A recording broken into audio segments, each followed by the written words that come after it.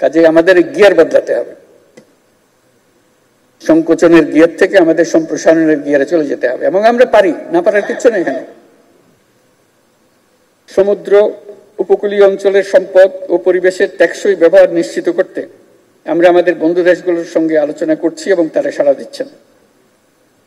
কারো চাইতে কারো বুদ্ধি কম না, শুধু বিষয়টা নজরে আনতেছি না আমরা। কি কারণে আমরা সমুদ্রের কথা ভুলেই গেছে। ক্ষতিকরটা খুব হালকা ভাবে বললাম, মারাত্মক এটা।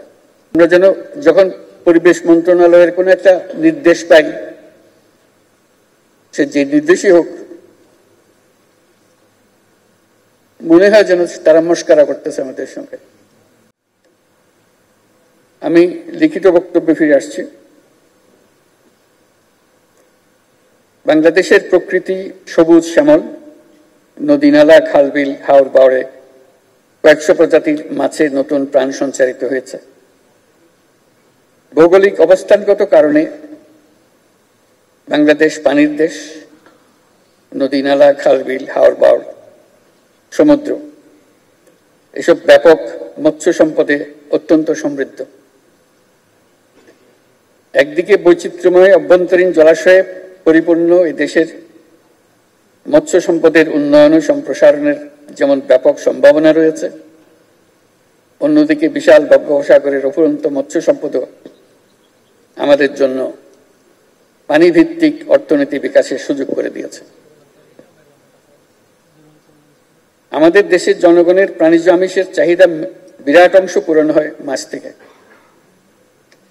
একই সাথে 12 লক্ষ নারী সহ কর্মক্ষম জনগোষ্ঠীর একটা বিরাট অংশ প্রত্যক্ষ ও পরোক্ষভাবে এই খাতের সঙ্গে জড়িত।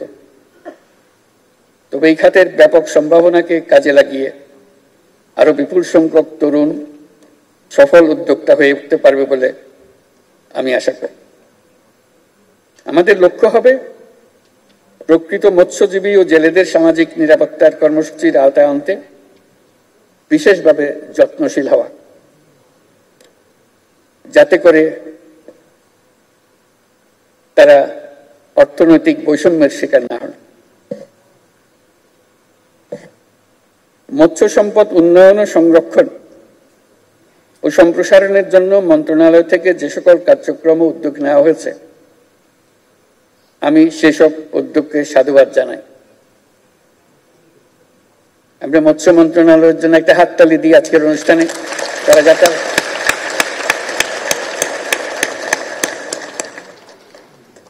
তারা যেন আমাদেরকে মাছের প্রতি, প্রকৃতির প্রতি সদয় হয়ে কথাটা বারে বারে মনে করিয়ে দিতে পারে, এবং যাবতীয় সম্মান দেখিয়ে প্রকৃতির এই অবদান যেন আমরা যখন মাছ খাই সেটা স্মরণ করে যেন আমরা খাই। আমি প্রায় বলে থাকি যে এদেশের পানি প্রবাহ, বিশাল সমুদ্র আমাদের জন্য অত্যন্ত গৌরবের একটি সম্পদ। আমরা পেয়ে গেছি, আমাদের কষ্ট করতে হয় নাই, এটা আল্লাহ আমাদেরকে দিয়ে দিয়েছে। এই খাতে বিশাল সম্ভাবনা থাকলেও বাংলাদেশ এখনো তা পুরোপুরি কাজে লাগাতে পারেনি। আমরা এখনো সমুদ্রের জগতে প্রবেশ করতে পারিনি।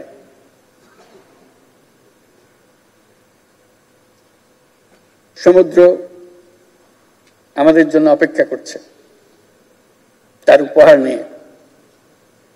আমরা সেই উপহারটা তার কাছ থেকে আনতে যেতে পারিনি এখনো। আমাদের জানতে হবে কি কি ধরনের মৎস্য সম্পদ এই সমুদ্রের পানির তলায় আছে। আমাদের বুঝতে হবে কেন আমরা এটা পারছি না। এই খাতটি আমাদের অর্থনীতির জন্য একটা নতুন বাংলাদেশ সৃষ্টি করতে পারে। এটা আমাদের দেশেরই অংশ। আমরা শুধু জমির অংশটা জানি, পানির অংশটার প্রতি আমাদের কোনো দৃষ্টি নাই। এটা জমির যে বাংলাদেশ, তার চাইতে আরো বড় পরিমাণ দেশ আমাদের, কিন্তু আমরা অবহেলা করে যাই, সেটা যে আছে স্বীকারও করি না। সেটি সম্পদ নিয়ে অপেক্ষা করছে, সেটাও আমরা স্বীকার করতে রাজি না।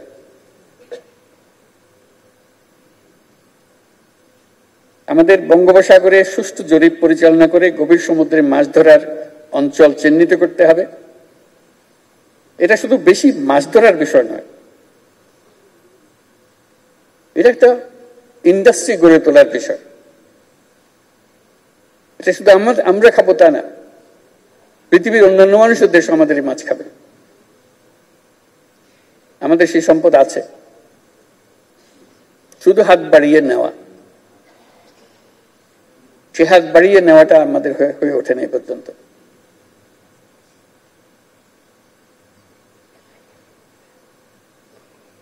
এর জন্য আমাদের গবেষণায় সক্রিয়ভাবে যুক্ত হতে হবে, আন্তর্জাতিক সম্মেলনের আয়োজন করতে হবে, যাতে বিশ্বমানের বিশেষজ্ঞদের চিন্তা ভাবনা অভিজ্ঞতা আমরা কাজে লাগাতে পারি। আমাদের বিশ্ববিদ্যালয়ের পাঠ্যক্রমেও গভীর সমুদ্রে মাছ ধরার বিষয়টি অন্তর্ভুক্ত করতে হবে।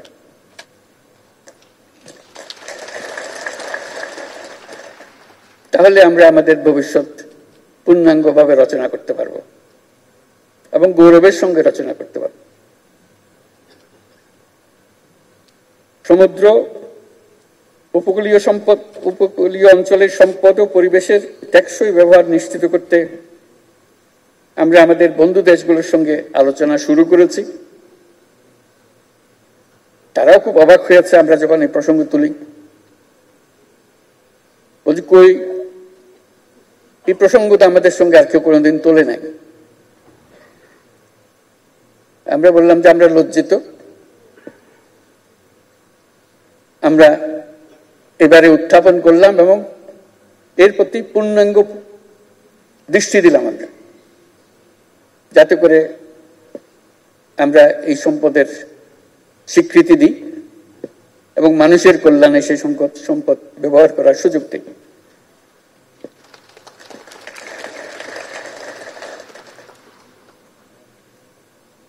সমুদ্র, উপকূলীয় অঞ্চলের সম্পদ ও পরিবেশের টেকসই ব্যবহার নিশ্চিত করতে আমরা আমাদের বন্ধু দেশগুলোর সঙ্গে আলোচনা করছি এবং তারা সাড়া দিচ্ছেন।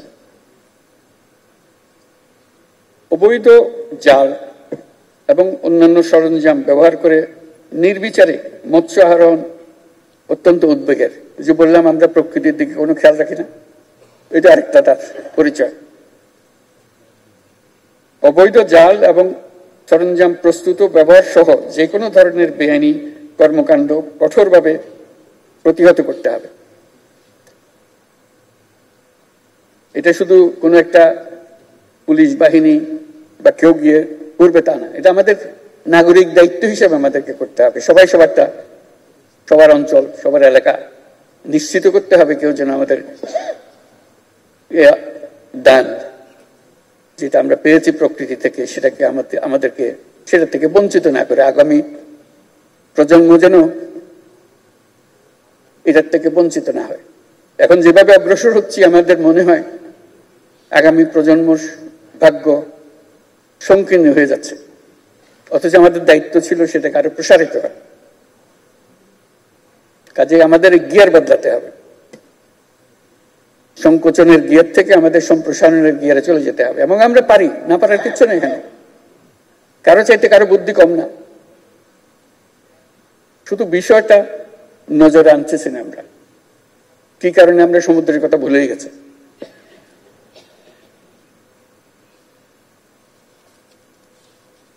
জলাশয় দূষণ, শস্য উৎপাদনে মাত্রাতিরিক্ত ও নিষিদ্ধ বালাইনাশক ব্যবহার সমানে ব্যবহার করে যাচ্ছে। তামাক চাষ মৎস্য উৎপাদনের উপর ক্ষতিকর প্রভাব ফেলছে।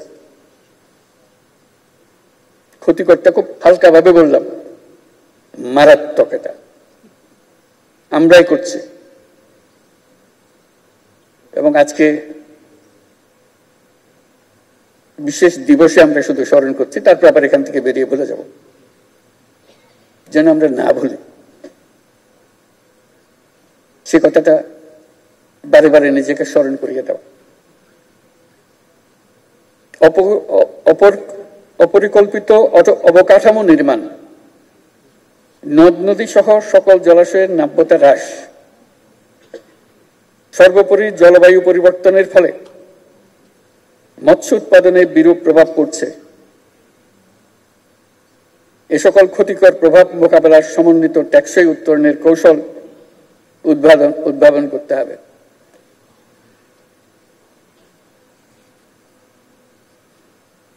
আমরা যেন যখন পরিবেশ মন্ত্রণালয়ের কোন একটা নির্দেশ পাই, সে যে নির্দেশই হোক, মনে হয় যেন তারা মস্করা করতেছে আমাদের সঙ্গে, মানে মনে মনে বা মুখে বলেই ফেলি, আর ইউ সিরিয়াস? অদ্ভুত একটা কথা আপনারা বলতেছেন। তাদের কথা আমাদের কানে বড় অদ্ভুত দেখায়, কারণ আমরা অন্য কথা অন্য চিন্তাতে এত নিবিড়ভাবে সংযুক্ত হয়ে গেছি, সঠিক কথাটা বলাটা আমাদের কাছে এটা অবান্তর কথাবার্তার মতো মনে হয়। তারা এসে আমাদের সব শান্তি নষ্ট করে খামোকা। এই কথাটার জন্য আমরা উল্টাতে পারি। ওইটা না হলে বাংলাদেশের মতো দেশ সুস্বাস্থ্য নিয়ে, শান্তি নিয়ে বেঁচে থাকা কঠিন হয়ে যাচ্ছে। যথাযথ ব্যবস্থাপনার অভাবে শত শত প্রজাতির ঐতিহ্যবাহী দেশীয় মাছ ক্রমান্বয়ে হারিয়ে যাচ্ছে। এই জন্য ময়মনসিংহে অবস্থিত বাংলাদেশ মৎস্য গবেষণা ইনস্টিটিউটে লাইভ জিন ব্যাংক স্থাপন করা হয়েছে। গবেষণার মাধ্যমে বিলুপ্ত প্রায় আমাদের আরো বহু গবেষণা প্রতিষ্ঠান করতে হবে, আমাদের তরুণদের এটার সঙ্গে সংযুক্ত করতে হবে, যাতে তারা দেশের মানুষকে বুঝিয়ে দিতে পারে এই সম্পদের মাহাত্ম্য, তারা যেন বুঝিয়ে দিতে পারে সবাইকে কিভাবে এটাকে রক্ষা করতে হবে এবং এগিয়ে নিয়ে যেতে হবে। এবছর মৎস্য সপ্তাহ উদযাপন উপলক্ষে জাতীয় অর্থনীতিতে মৎস্য খাতে উল্লেখযোগ্য অবদানের জন্য আপনারা যারা 9টি ক্ষেত্রে স্বর্ণ, রৌপ্য, ব্রোঞ্জ পদক পেয়েছেন, তাদেরকে জাতির পক্ষ থেকে আমি আবারও অভিনন্দন জানাচ্ছি। তারা একটু উঠে দাঁড়াবেন, যারা পদক পেয়েছেন তারা একটু উঠে দাঁড়াবেন, আমরা সবাই মিলে তাদের জন্য একটা হাততালি দিই।